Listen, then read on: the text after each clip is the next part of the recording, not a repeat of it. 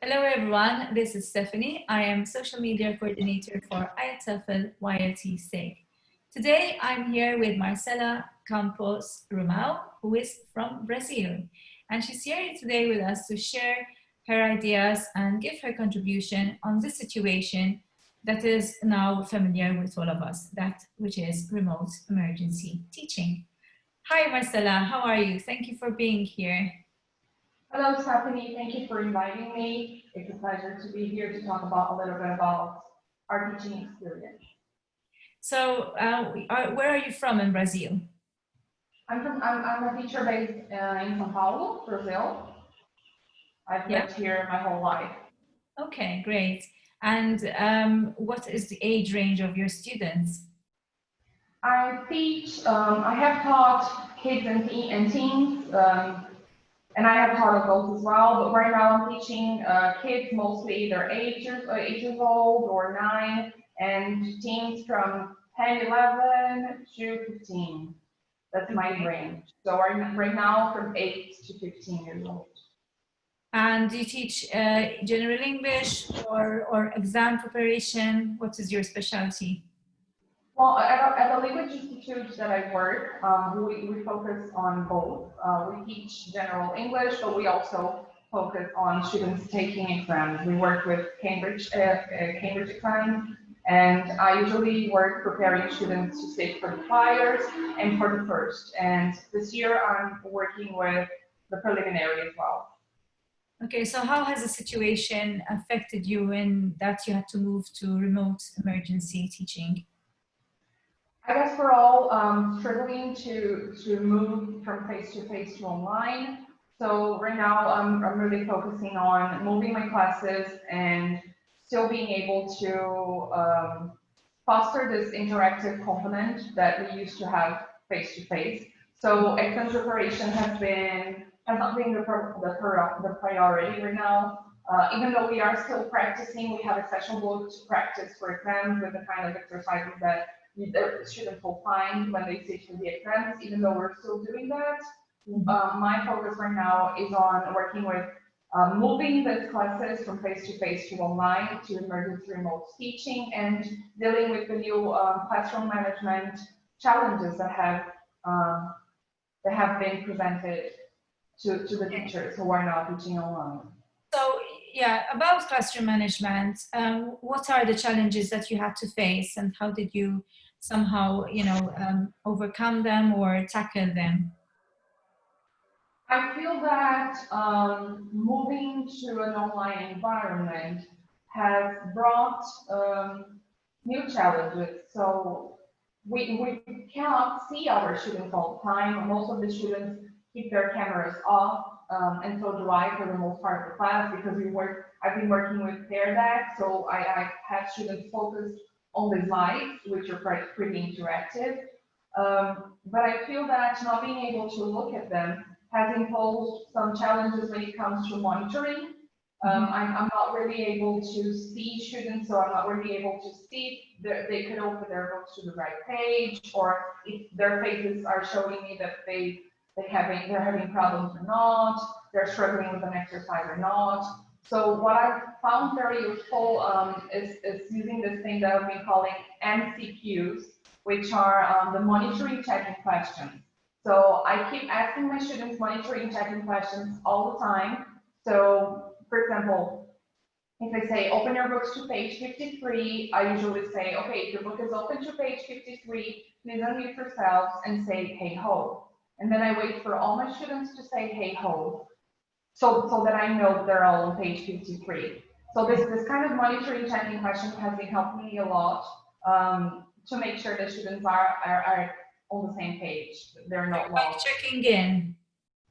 Sorry, can you repeat that? It's like checking in, not assuming that everyone is automatically doing something that you've just said, but you're checking in with them to assure that they are on the right page, literally, but also that they're following and that they're on task. That's it. I make sure that the information is in the slides. I make sure that the information is spoken by me, and then I ask some ICQs and some MCQs just to make sure that they're there. Another example of MCQ that I've been using is monitoring monitoring tagging questions, is it? Yeah, you know how we use ICQs and CCQs, so instructions checking questions and concept checking questions. Yes. Now I'm using this new MCQ, which is like monitoring checking questions. So Oh, if they're in the room or monitoring question. Okay, okay. yeah. Okay, interesting. Yeah. You came up with your own alternate sort of adaptation of the other, abbreviation. That's interesting. Yeah. Other classroom management technique or tips that you think are worth sharing, that you've learned along the way and could be useful to other people, other teachers using different platforms? Of course, I'd say that every classroom is a classroom, so it really depends on the students you've got and the country you were in and what they're familiar with. But what has been working for me is I welcome my students into the classroom, the online classroom, and I give them some time to organize their materials. So I let them know which books they're going to use. So I tell them, please get your student's book, your workbook, and your readers for today.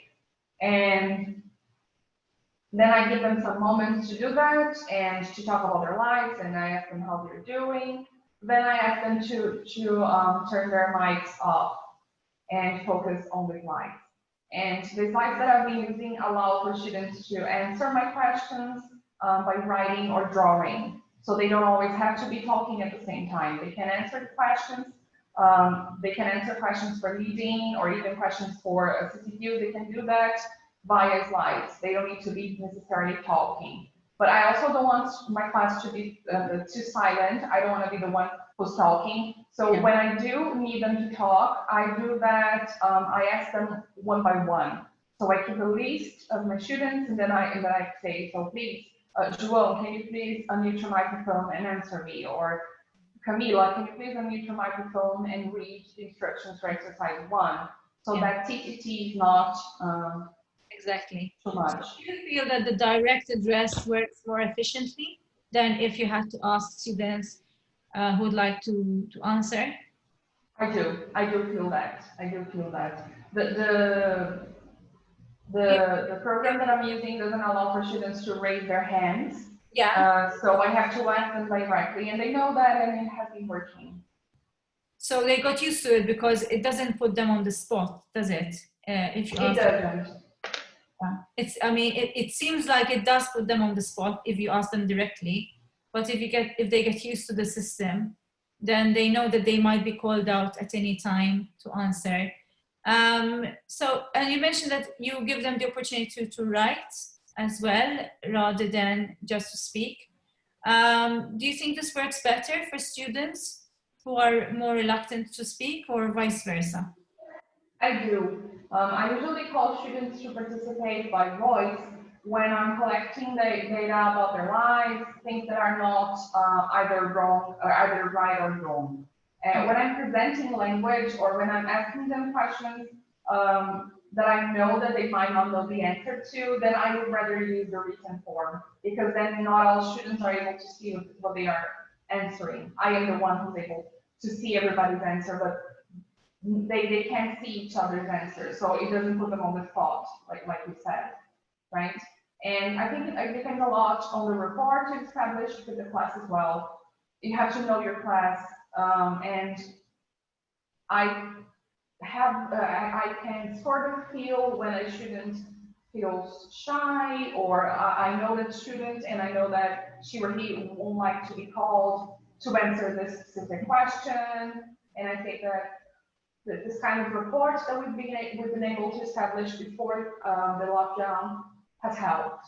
Yeah, the fact that obviously the relation was already there in place before the lockdown did help a lot, rather than if it had to come at the beginning of the year with a new set of students, for sure. Is there something that you've learned, something new that you've discovered about your students that you didn't know before, but this new situation has somehow shed light on anything that your students maybe, showed you that you didn't know, and you were surprised by it, or it was unexpected? I think that working with teenagers, we never know whether, we might know, but I mean, we never know for sure whether they're there studying English because they would really love to, or if they're there because their parents make them be there. So I think that working online has proven that most of my students are there because they want to be there.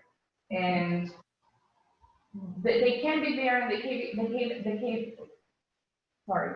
be there and they might decide to be silent for the whole class, which is a way of being there still, Yeah. but most of my students haven't been doing that. When I call them, they answer, and when I ask them about the homework, they have always done the homework, and I feel that they are really taking part in this transition process, even though they didn't have to. Okay. They So could choose to be. their performance has actually been boosted in some way compared to what they used to do before? I wouldn't say so, not right now. It might be soon to say that. I haven't even been able to formally assess them. I do think that working online has its advantages, but I still do think that working online with kids and teenagers is not as efficient as face-to-face is. Mhm. So I haven't been feeling that students are performing better. Yeah. I think that they're performing the same way tops. I don't think they're performing better, unfortunately. Okay. All right. That's all for now. Thank you, Marcela, for being with us today. Thank you, the viewers out there, for watching, and stay tuned for more.